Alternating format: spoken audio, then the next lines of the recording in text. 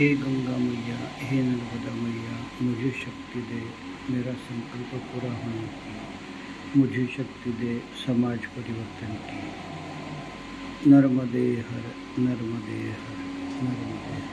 हनुमान जी मुझे शक्ति दो समाज परिवर्तन की, मुझे शक्ति दो आज संकल्प पूरा होने की। जय हनुमान, जय नर्मदे हर, नर्मदे हर, नर्मदे हर। अभी रात्रि के 3 बज रहे हैं और यहाँ उत्तर वाहिनी परिक्रमा में अभी इन लोगों ने कहो कड़ी धूप की वजह से अभी रात भर भी नर्मदावासी चलते हैं, तो ये आए हैं और ये बच्चे जा रहे हैं।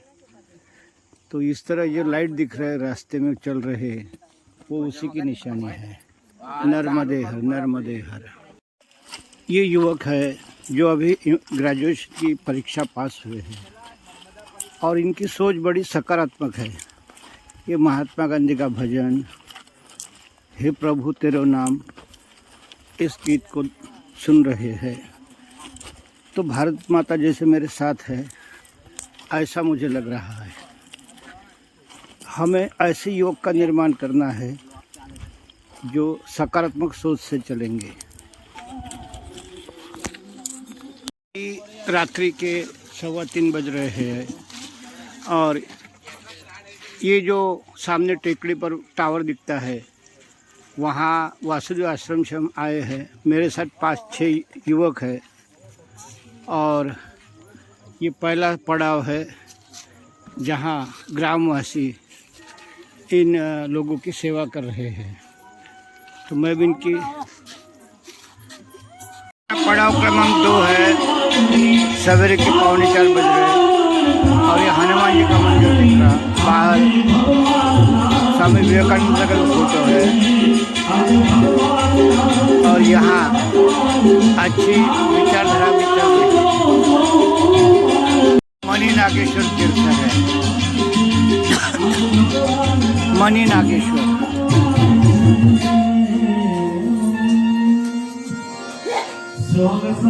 भक्तिमय वातावरण। मेरा धर्म क्या है? वाग्जी ज्ञान विनागम नहीं। इस तरह ये छोटी लड़कियां मैया के रूप में बैठती है और इनसे हमें आशीर्वाद मिलता है। बोल जोर से एक बार, नर्मदे हर। ओ निकल के 3-4 किलोमीटर में कपिलेश्वर मंदिर आया और अभी ये ऊपर का खेत का रास्ता बंद और ये देखो सामने नर्मदा मैया दिखाई दे रही। तो उनके बाजू बाजू से 5-6 किलोमीटर चलना है। इस तरह 10 किलोमीटर अंतर हो जाएगा। हम तिलकवाड़ा से आए, 4 घंटा लगा करीबन हमें और अभी ये रामपुरा होकर तिलकवाड़ा वापस जाएंगे। तो यहाँ उनको 20 रुपये जो डीजल चार्ज है नॉमिनल वो देना पड़ा।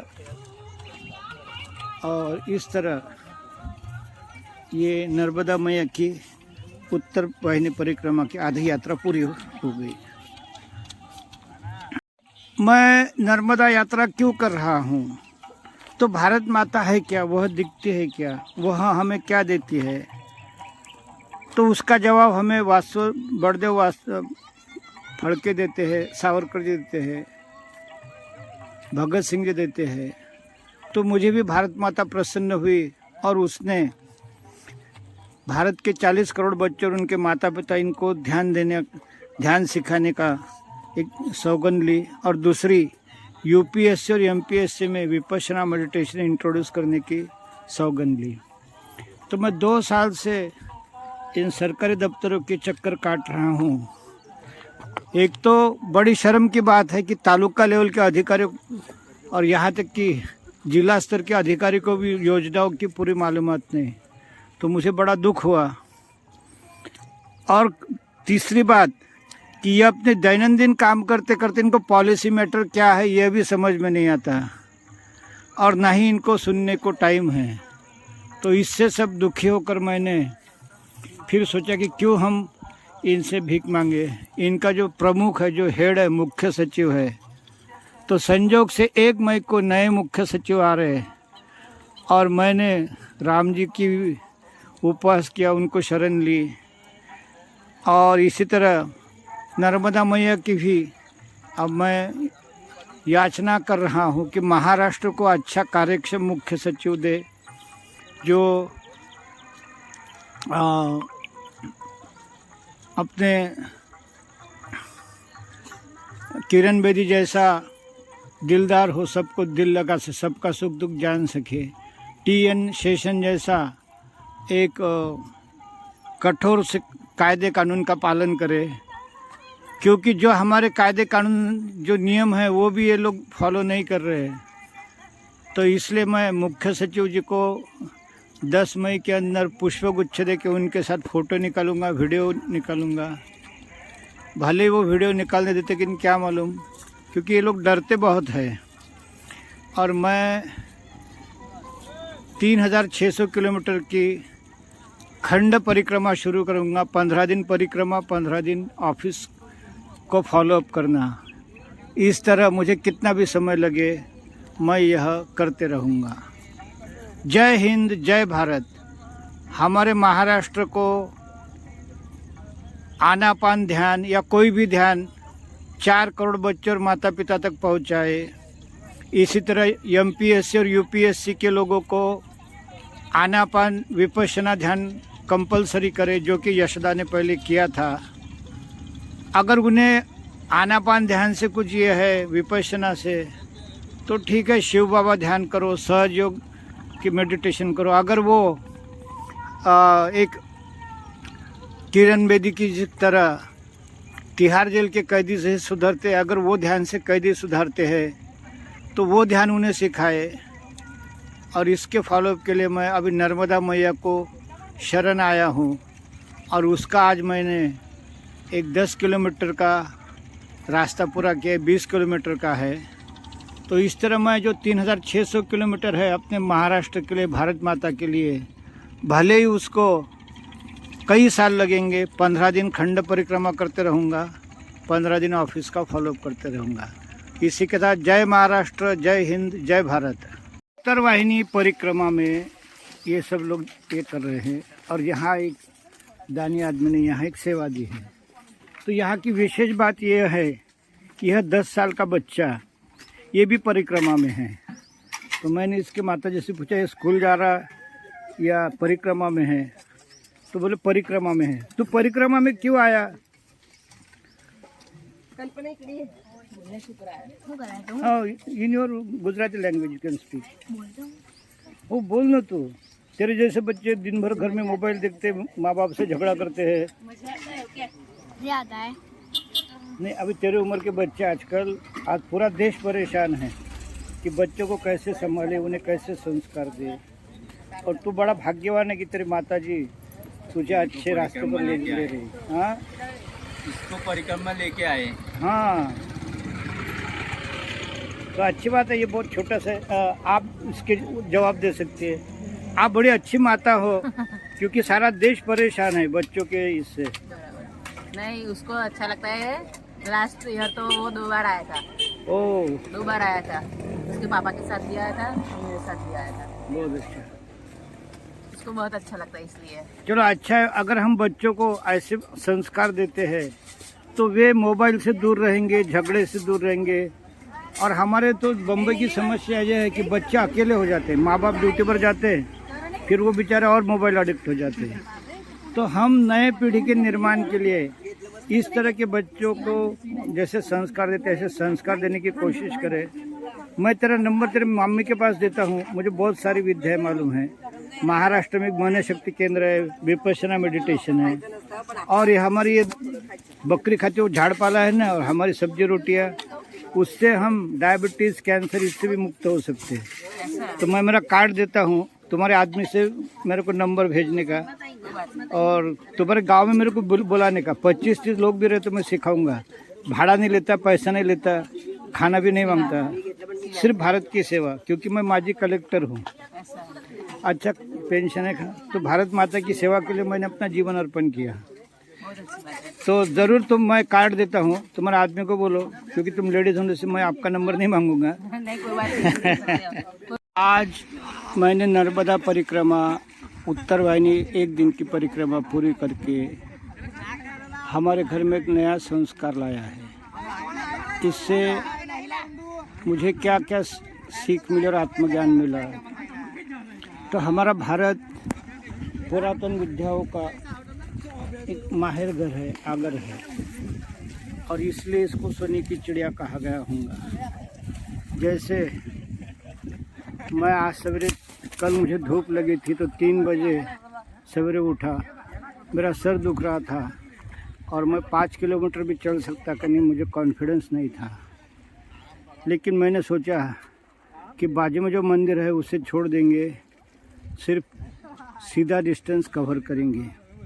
तो भी सभी मंदिर मेरे काफ़ी हो गए, 1-2 मंदिर छूट गए। और मुझे ये सीख मिली कि आज हम लोग 10-10, 5-5 हज़ार रुपये की रूम लेके कहीं जाते हैं। तो एक भाई साहब ने मुझे नंबर दिया कि लिबर्टी ऑफ स्टैट्यू, वहाँ भी आप रुकने जाओगे तो सिर्फ 200 रुपये में हम वहाँ एक आदमी रात को रुक सकता है। और ये जो आश्रम है ये तो रहने के लिए, खाने पीने के लिए फ्री है। और यहाँ देखो इतना पानी है कि हमारा दिल भर जाएगा। तो नए शादीशुदा लोग जब यहाँ आएंगे तो उनको भगवान का आशीर्वाद भी मिलेगा और उनकी पिकनिक भी पूरी होंगी, एक संस्कार भी अच्छे बनेंगे। आज सवेरे मैं अकेला ही चल रहा था तो रास्ता भटक गया, तो मुझे मालूम भी नहीं था। तो जब ये एक जगह 2 रास्ते आ गए तो मैं ज़रा कंफ्यूज हो गया। तो उतने भी हीरो होंडा आई। अभी रात को 4 बजे वो कहाँ से आया, और संजोग से मैं जब गया तभी वो आया। तो मैंने उसका आवाज़ दिया कि भाई रामपुर कौन सा देर। तो वो आगे जाके रुका और उसने कहा कि तुम तो एकदम उल्टी दिशा में आ गए हो। तो आधा किलोमीटर वापस जाके सही दिशा में गया, वरना अगर 2-4-5 किलोमीटर जाता तो और गड़बड़ हो जाती। तो नर्मदा मैया साक्षात हमारे साथ रहती है। तो गुड़ी पाड़वा से लेकर 1 महीना तो तुम्हें हर आश्रम रहने के लिए एक हक का होता है। फिर भी मैं पूछ लूँगा कि क्या 12 महीने कोई भी आ सकता है और रह सकता है।